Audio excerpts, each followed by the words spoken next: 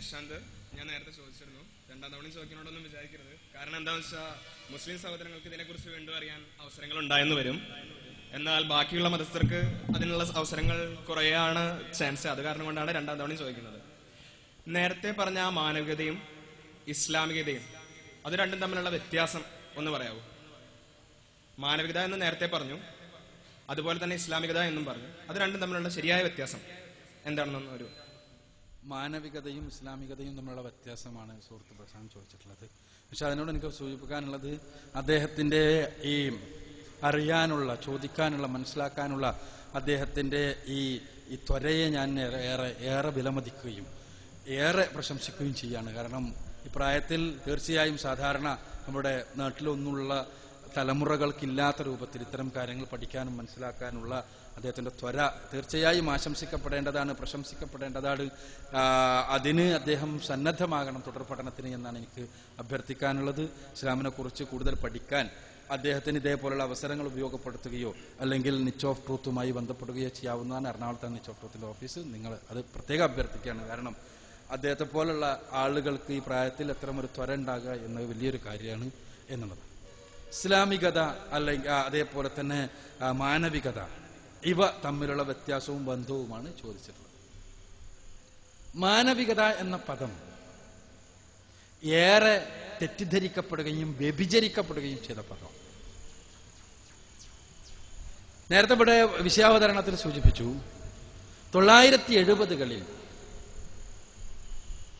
മാനവികതാവാദികൾ എന്ന പേരിൽ തന്നെ, ഹ്യൂമണിസ്റ്റുകൾ എന്ന പേരിൽ തന്നെ ബ്രിട്ടനിൽ ഒരു പ്രസ്ഥാനം ഉണ്ടായി, ഹ്യൂമണിസ്റ്റ് പ്രസ്ഥാനം.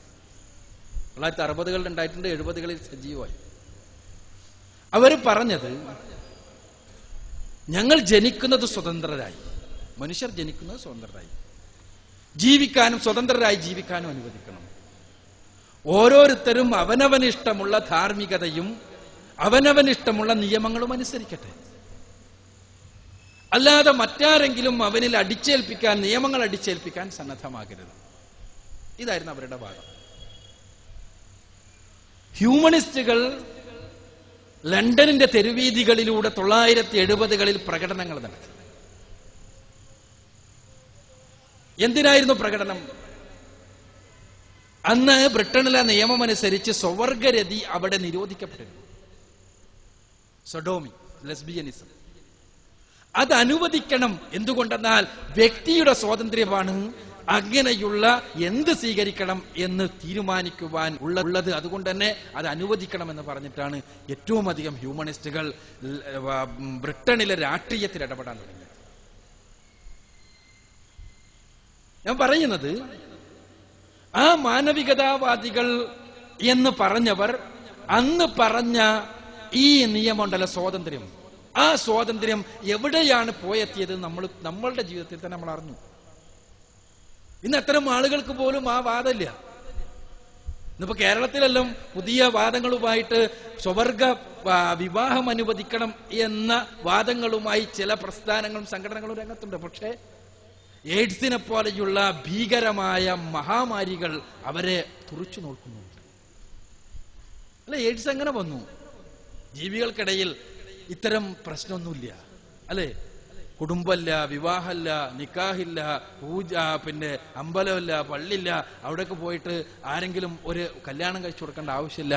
മാതാവും പിതാവും പിന്നെ മാതാവും മക്കളും സഹോദരങ്ങളും എന്നുള്ള വ്യത്യാസമല്ല. പക്ഷെ അവിടെ വല്ല പ്രശ്നമുണ്ടോ? ഗൊണേറിയ ഉണ്ടോ? സിഫിലിസ് ഉണ്ടോ? എയ്ഡ്സ് ഉണ്ടോ? ഒന്നുമില്ല.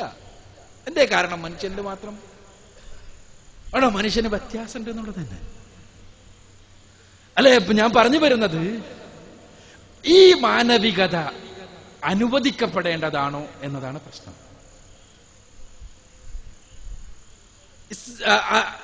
അതേപോലെ തന്നെ ഫെമിനിസ്റ്റുകൾ എന്ന് പറയുന്നവർ സമരങ്ങൾ നടത്തി. എന്താ? സ്ത്രീ പുരുഷ സമത്വം എന്നായിരുന്നു അവർ പറഞ്ഞത്. അങ്ങനെ സമത്വം പറഞ്ഞ് സ്ത്രീ പുരുഷ സമത്വം എന്നത് പറഞ്ഞ് അവരെത്തിയത് മറ്റ് പല തലങ്ങളിലുമാണ്. കുടുംബം എന്നത് സ്ത്രീക്ക് മാത്രം ഒരു ഭാരമായി തീരുന്ന അവസ്ഥയുണ്ട്.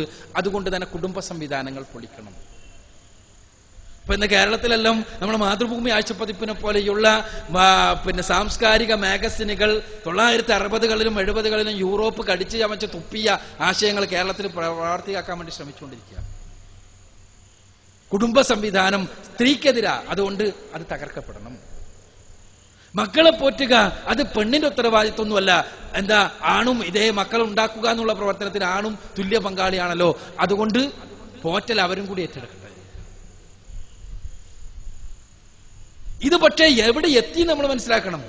പാശ്ചാത്യ നാടുകളിൽ ഇത്തരം വാദങ്ങൾ കുടുംബ സംവിധാനത്തിന് തകർച്ചയ്ക്ക് കാരണമായതോ ഫലം അവിടെ ക്രൈം റെക്കോർഡ് വളരെ ഭീമാതീതമായി ഉയർന്നു. കുട്ടികളിലെ കുറ്റകൃത്യങ്ങൾ വളർന്നു. കുട്ടികൾക്ക് അരക്ഷിതത്വമുണ്ടായി. കുട്ടികൾക്കിടയിൽ വ്യാപകമായ ലൈംഗികതയുണ്ടായി.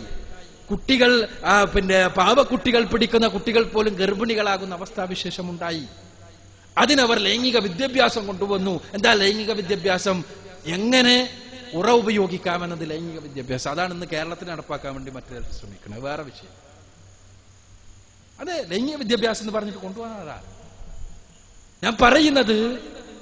ഇവിടെ പെണ്ണിന്റെ മോചനം എന്നത് പക്ഷേ യഥാർത്ഥത്തിൽ എവിടെയെത്തി? ഇസ്ലാം പറയുന്നത് യഥാർത്ഥത്തിലുള്ള മാനവികത എന്നത് നമ്മൾ ഓരോരുത്തരും ചിന്തിച്ച് ഉണ്ടാക്കിയ നിയമങ്ങളല്ല. ഒരു പെണ്ണിന് നേരത്തെ പറഞ്ഞ പോലെ ചിന്തിക്കാൻ സ്വാതന്ത്ര്യമുണ്ട്. എന്തേ? ലൈംഗികത എന്നത് ആണിനും പെണ്ണിനും ആവശ്യമാണ്, ഉറപ്പാണ്. എങ്കിൽ പിന്നെ എന്തേ ഞാൻ ഒന്ന് ഗർഭിണിയാകുന്നുവെങ്കിൽ ഒന്ന് എന്റെ ഇണക്കായിക്കൂടെ? ഞാൻ മുലയൂട്ടുന്നുവെങ്കിൽ, അതിന് പ്രയാസം സഹിക്കുന്നുവെങ്കിൽ എന്തേ എന്റെ ഇണക്കൊന്ന് ഒന്ന് മുലയൂട്ടിക്കൂടെ? ചിന്തിക്കാം, പക്ഷെ സാധ്യമല്ലല്ലോ. ഞാൻ പറയുന്നത് ഒരു പെണ്ണിനെ സംബന്ധിച്ചിടത്തോളം അങ്ങനെ ചിന്തിക്കാനുള്ള സ്വാതന്ത്ര്യമുണ്ട്. ഒരാണിന് തിരിച്ചു ചിന്തിക്കാനുള്ള സ്വാതന്ത്ര്യമുണ്ട്. നേരത്തെ പറഞ്ഞ സൊഡോമിക്ക് ഒരു ലെസ്ബിയന് ആ രൂപത്തിൽ ചിന്തിക്കാനുള്ള സ്വാതന്ത്ര്യമുണ്ട്. തിരിച്ചു ചിന്തിക്കാൻ അതിനെ എതിർക്കുന്നവർക്ക് സ്വാതന്ത്ര്യമുണ്ട്. പക്ഷെ ഏത് ശരി? ഓരോരുത്തരും അവനവന്റെ ശരിയായിട്ട് പോയിക്കോട്ടെ എന്ന് വിചാരിക്കാൻ പറ്റുമോ? ഇല്ല. മനുഷ്യർ പാരസ്പര്യത്തോടു കൂടി ജീവിക്കേണ്ട ഒരു സാമൂഹ്യ ജീവിയാണ് മനുഷ്യൻ. അപ്പൊ മനുഷ്യന് മൊത്തത്തിൽ മാനവികമായ നിയമം വേണം. ഇസ്ലാം പറയുക മനുഷ്യർക്ക്, ആണിനും പെണ്ണിനും, അതേപോലെ തന്നെ മുതലാളിക്കും തൊഴിലാളിക്കും, ഉടമക്കും അടിമക്കും എല്ലാവർക്കും സ്വീകരിക്കാൻ സാധിക്കുന്ന നിയമങ്ങൾ പഠിപ്പിക്കേണ്ടത് പടച്ചവനാണെന്ന്. പടച്ചവൻ എന്തുകൊണ്ടാ? കാരണം പടച്ചവനാണ് നമ്മളെല്ലാം കൃത്യമായിട്ട് അറിയാം. നമ്മളെ കുറിച്ച്, ആണിനെ കുറിച്ച് കൃത്യമായിട്ട് പെണ്ണിനറിയുമോ ആണിനറിയുമോ? പെണ്ണിനാവശ്യമായ നിയമങ്ങൾ പെണ്ണുണ്ടാക്കിയാലും കുഴപ്പം, ആണുണ്ടാക്കിയാലും കുഴപ്പം. എന്തുകൊണ്ടെന്നാൽ അത് അവരുടെ വൈകാരികത തലങ്ങളും പ്രശ്നങ്ങളും എല്ലാം അതിൽ പ്രതിഫലിക്കും എന്നുള്ളത് തന്നെ. ആണിനെ മനസ്സിലാക്കാൻ, ആണിനെ പെണ്ണിനെ മനസ്സിലാക്കാൻ കഴിയില്ല, പെണ്ണിനെ ആണിനെ മനസ്സിലാക്കാനും കഴിയില്ല. രണ്ടും രണ്ട് വ്യത്യസ്തങ്ങളായ ജീവികൾ തന്നെയാണ് എന്നതാണ് ജീവശാസ്ത്രം പഠിപ്പിക്കുന്നത്. സത്യസന്ധമായി എല്ലാം ശരീരശാസ്ത്രത്തിലെ ഓരോന്നും വ്യത്യസ്തമാണ്. ഞാൻ പറഞ്ഞു വരുന്നത്, ഓരോരുത്തരും അവനവന്റെ ചിന്തയുണ്ടാകും, അവനവന്റെ തലങ്ങൾ ഉണ്ടാകും, അവനവന്റേതായ വീക്ഷണങ്ങൾ ഉണ്ടാകും, അവനവന്റെ ജീവശാസ്ത്രം ഉണ്ടാകും. അതുകൊണ്ട് തന്നെ ഓരോരുത്തന്റെയും ധാർമ്മികത അവനോ തീരുമാനിച്ചാൽ അപകടകരമാകും. അവിടെ ഇസ്ലാം പറയുക, പടച്ചവനാണ്, നമ്മളെ സൃഷ്ടിച്ച തമ്പുരാനാണ് പെണ്ണിന്റെ പ്രശ്നങ്ങൾ അറിയുക, ആണിന്റെ പ്രശ്നങ്ങൾ അറിയുക. പെണ്ണിനെ കൃത്യമായി അറിയുക, ആണിനെ കൃത്യമായി അറിയുക. പറഞ്ഞു വന്നത്, എല്ലാവർക്കും ആവശ്യമായ മാനവികമായ നിയമങ്ങൾ സട്ടാവായ തമ്പുരാൻ അവതരിപ്പിക്കണം. അത് മാത്രമേ പൂർണ്ണമായും മാനവികമാകൂ. അപ്പോൾ ഇസ്ലാം എന്ന് പറഞ്ഞാൽ യഥാർത്ഥത്തിൽ പരിശുദ്ധ ഖുർആനും തിരുസുന്നത്തും പടച്ച തമ്പുരാനിൽ നിന്ന് അവതരിപ്പിക്കപ്പെട്ടതാണ്. അപ്പൊ ഇസ്ലാം എന്ന് പറഞ്ഞാൽ സമർപ്പണം എന്നാണ് അർത്ഥം. പടച്ച തമ്പുരാന്റെ നിയമമനുസരിച്ചുള്ള ജീവിതത്തിനാണ് ഇസ്ലാം എന്ന് പറയുക. ഇസ്ലാം എന്ന് പറഞ്ഞാൽ തന്നെ ആ ജീവിതമാണ്. ഇസ്ലാമികത എന്നത് പലപ്പോഴും നമ്മുടെ മീഡിയകൾ ഉണ്ടാക്കിയ ഒരു പദമാണ്. സത്യത്തിൽ അങ്ങനെ ഒരു പദമില്ല.